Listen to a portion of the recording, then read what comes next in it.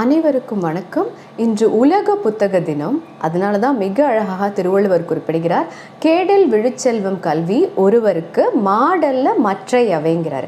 என்றுமே அழிய முடியாத ஒரு செல்வம் இருக்குன்னா அது கல்வி செல்வம் தான்.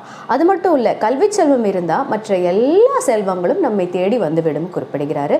என்றுமே அழியாத செல்வம் அப்படின்னு சொல்கிறார். எதுக்குன்னா, பொருட்செல்வத்தை நாம் பிறருக்கு கொடுக்கும் பொழுது அது குறைய ஆரம்பிக்கும். ஆனால் கல்வி செல்வம் மட்டும் என்றுமே பெருகி கொண்டே இருக்கும். நாம் பிறருக்கு கற்றுக் கொடுப்பதன் மூலமாக கல்வி செல்வத்தை பெருக்கிக் கொள்ள முடியும். அதனால தான் அவரை இன்னொரு திருக்குறள்ல தொட்டனை தூரும் மணற்கேணி மாந்தர்க்கு கற்றனை தூரும் அறிவுங்கிறாரு. நாங்கள் சைக்காலஜியில் என்ன சொல்வோம்னா, books, minds and umbrellas only work if they are open. ஆக நாம் எந்த அளவுக்கு புத்தகங்களை திறந்து படிக்கின்றோமோ அந்த அளவுக்கு நம்முடைய அறிவு கண் திறக்கும். அதனால் இந்த நல்ல நாளில் நாமும் நிறைய புத்தகங்களை வாசிப்போம். நம்முடைய